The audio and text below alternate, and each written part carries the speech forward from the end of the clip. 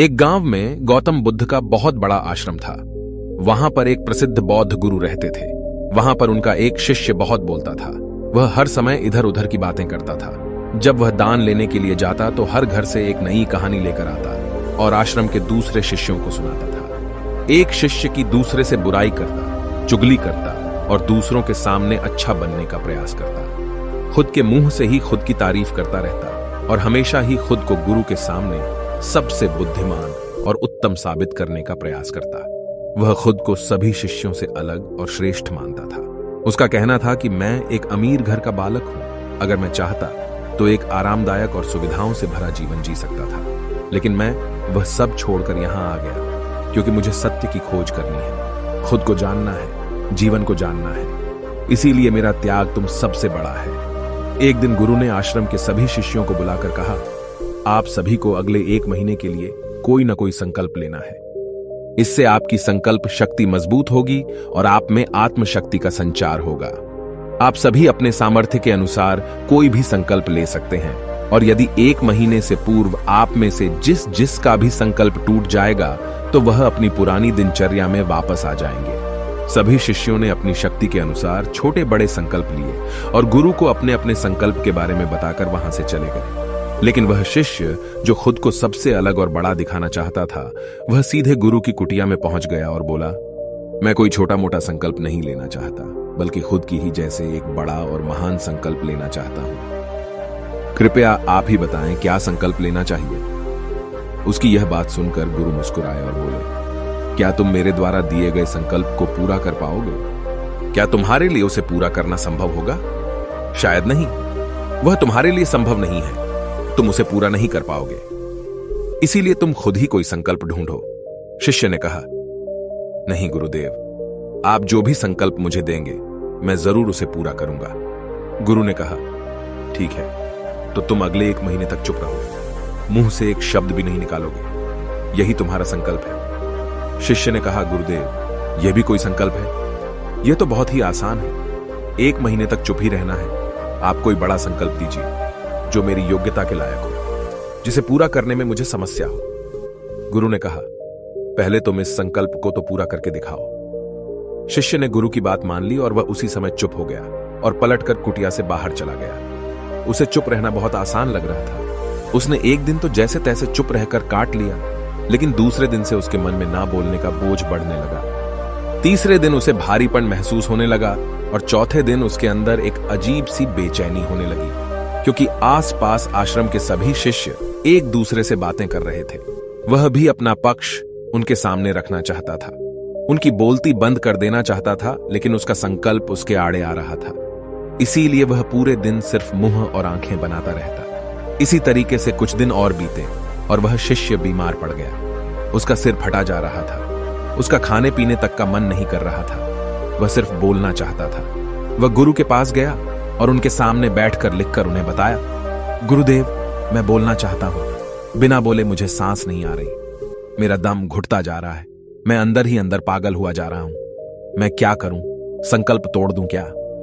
यह पढ़कर गुरु मुस्कुराए और बोले, संकल्प तो तोड़ने के लिए ही होते हैं, लेकिन जो अपने संकल्प को पूरा कर लेता है वही अपनी आंतरिक शक्ति को बढ़ाता है, और जो अपनी आंतरिक शक्ति को बढ़ा लेता है वह समाज और जागृति की राह पर आगे बढ़ जाता है। संकल्प का लेना भी तुम्हारे हाथ में था और इसे तोड़ना भी तुम्हारे ही हाथ में है। तुम्हारे बहुत से भाई अपने संकल्प को तोड़कर अपनी पुरानी दिनचर्या पर वापस आ चुके हैं।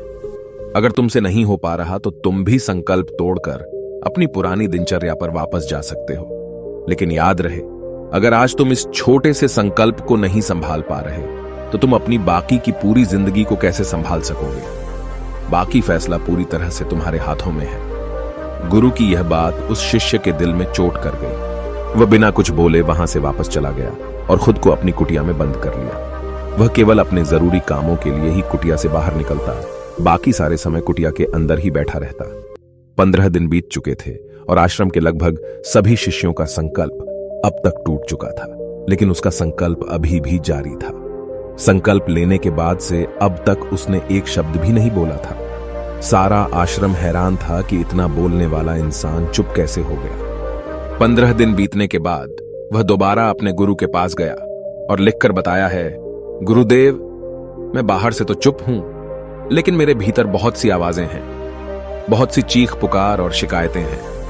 मैं अंदर ही अंदर बात करता रहता हूं। मेरा मन तरह तरह के प्रश्न पूछता रहता है। मैं बाहर से जितना मौन हूं, भीतर से उतने ही शोर शराबे से भरा हुआ हूं। क्या इस तरह से मेरा संकल्प अभी भी जारी है? गुरु ने कहा, हां, तुम्हारा संकल्प अभी भी जारी है, लेकिन जब तक लोगों की यह आवाजें तुम्हारे कानों में पड़ती रहेंगी, तुम्हारा मन बोलता रहेगा, क्योंकि इसे तो आदत है बोलने की। तुम भले ही बाहर से चुप रहो, लेकिन तुम अंदर ही अंदर बोलते रहोगे। तुम्हें इन बातों से, इन आवाजों से दूर जाना पड़ेगा। शिष्य गुरु को प्रणाम कर वहां से चला जाता है और सुबह होते ही अपनी कुटिया छोड़कर जंगल की तरफ चला जाता है। कई दिन बीत जाते हैं, संकल्प का समय भी पूरा हो जाता है, लेकिन शिष्य लौटकर नहीं आया।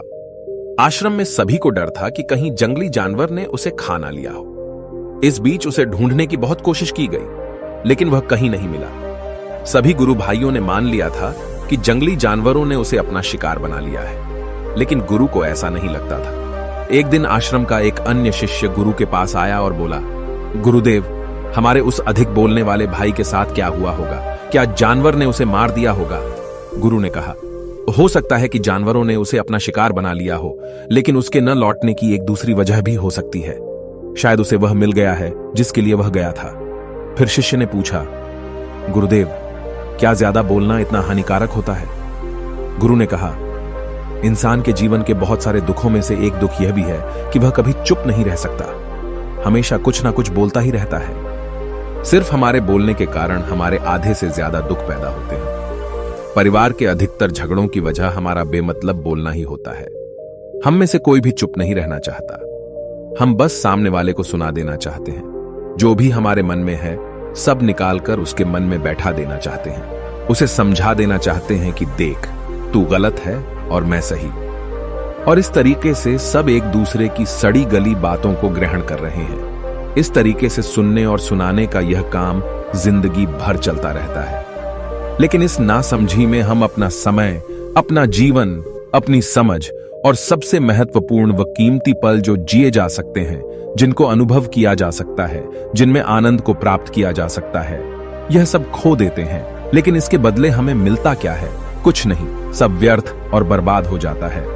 इस पागलपन में हमने क्या खो दिया, इसका एहसास केवल कुछ ही लोगों को हो पाता है। बाकी लोग जैसे उन्हें अपने आने का पता नहीं, वैसे ही उन्हें अपने जाने का भी पता नहीं चल पाता। शिष्य ने कहा, तो फिर इसका समाधान क्या है?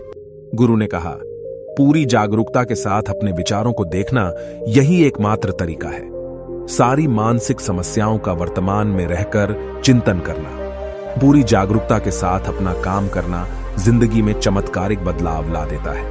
उसके बाद वह शिष्य गुरु से अपने प्रश्नों का उत्तर पाकर उनको प्रणाम करके वहां से चला गया। उस शिष्य को आश्रम छोड़कर गए हुए 3 महीने का समय बीत चुका था, लेकिन उसकी कोई खबर न थी। अब तक तो सभी गुरु भाइयों ने भी उसके वापस लौटने की उम्मीद छोड़ दी थी, लेकिन एक दिन वह आश्रम लौट आता है।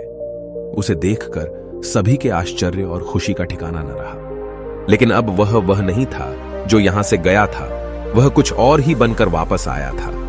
उसके अंदर एक गजब का बदलाव महसूस किया जा सकता था। उसके चेहरे पर एक गजब का ठहराव और आंखों में बनी शांति थी। आश्रम में आते ही सभी गुरु भाइयों ने उसे चारों तरफ से घेर लिया और बातें करने लग गए।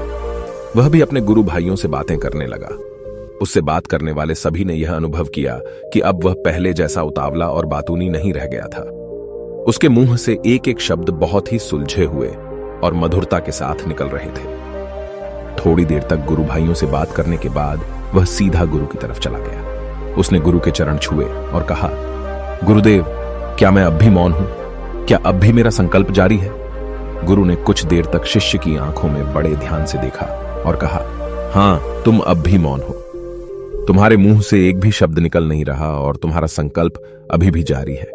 शिष्य ने कहा, गुरुदेव, जब मैं आश्रम से गया तो मैं मुंह से तो चुप था, लेकिन मेरे अंदर बहुत सी आवाजें थीं। मन में बहुत से प्रश्न थे और वह बंद नहीं हो रहे थे, तो मैं जंगल में चला गया, इस उम्मीद से कि वहां मुझे शांति मिलेगी और मेरे मन की बकबक कम हो जाएगी।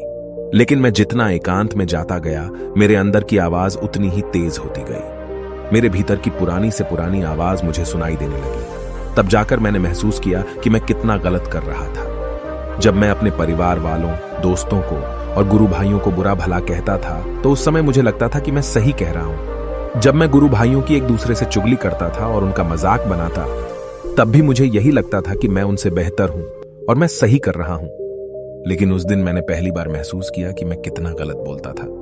काफी दिनों तक ये आवाजें, ये शिकायतें मेरे अंदर चलती रहीं, लेकिन धीरे धीरे करके एक दिन ये सारी आवाजें मेरे अंदर से समाप्त हो गई। अब मैं भीतर से भी मौन हो गया। उस घने जंगल में बाहर से कोई बोलने वाला था नहीं और भीतर कोई आवाज बची ही नहीं थी, और मैं उस दिन पहली बार मौन का सही अर्थ समझा। मेरे चारों तरफ बहुत शांति थी। हालांकि अभी भी कुछ आवाजें आ रही थीं जो पहले भी आती थीं, लेकिन मैं उन्हें सुन नहीं पाता था। पर अब वह सभी आवाजें मुझे स्पष्ट रूप से सुनाई दे रही थीं। हवा के चलने की आवाज, चिड़ियों के चहकने की आवाज और पानी के बहने की आवाज। ये सभी आवाजें मैंने पहली बार पूरे होशपूर्वक सुनी। अपने चारों तरफ इतनी शांति मैंने पहले कभी महसूस नहीं की थी। तो इस शांति को भंग करने के लिए मैंने पहली बार अपने मुंह से कोई शब्द निकाला। मैं चिल्लाया, हे ईश्वर, ये कैसी शांति है? सभी कुछ इतना शांत क्यों है?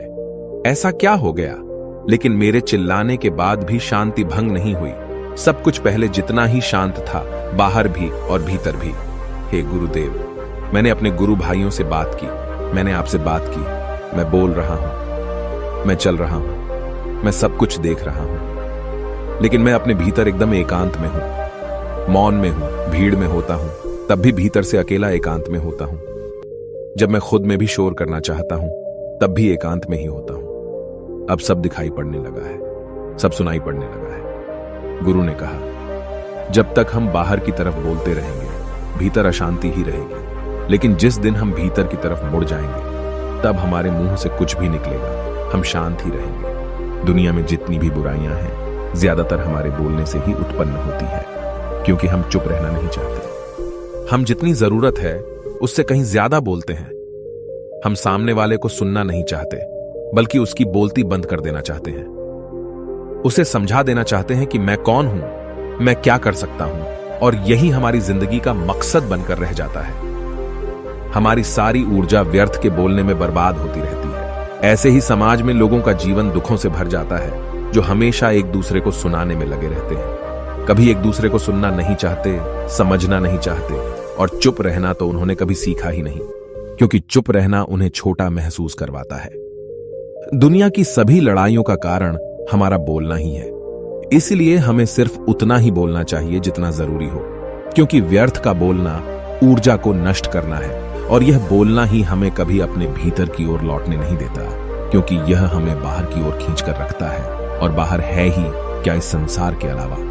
लेकिन अगर अपने भीतर के संसार की ओर मोड़ना है, तो इस मुंह को बंद ही रखना चाहिए। इसीलिए जितने भी बुद्ध हुए, आत्मज्ञानी हुए, वह सभी एकांत की ओर भागे, ताकि उन्हें ज्यादा न बोलना पड़े, ज्यादा सुनना न पड़े। वह एकांत में रहे और शांत रहे, इसीलिए आसानी से भीतर की यात्रा कर पाए। लेकिन अगर कोई चाहे तो इस संसार में रहकर भी एकांत में रह सकता है, शांत रह सकता है। लेकिन इसके लिए उन्हें अपनी ऊर्जा बचानी होगी, जिसे वह अब तक अपने व्यर्थ के शब्दों में बर्बाद कर रहे थे। दोस्तों, इस कहानी की सीख यही है कि व्यर्थ का बोलना ऊर्जा को नष्ट करना है। ज्यादा और व्यर्थ बोलना ही हमें अपने भीतर की ओर लौटने नहीं देता, क्योंकि यह हमें बाहर की ओर झुकाए रखता है, और जिन्हें भीतर की यात्रा करनी है, उन्हें अपने मुंह को बंद ही रखना चाहिए। मुझे उम्मीद है कि आपको यह कहानी पसंद आई होगी और काफी कुछ सीखने को मिला होगा। कहानी के बारे में अपने विचार आप हमें नीचे कमेंट बॉक्स में कमेंट करके बता सकते हैं। जाने से पहले वीडियो को लाइक करें और चैनल को सब्सक्राइब जरूर करें। नमो बुद्धाय।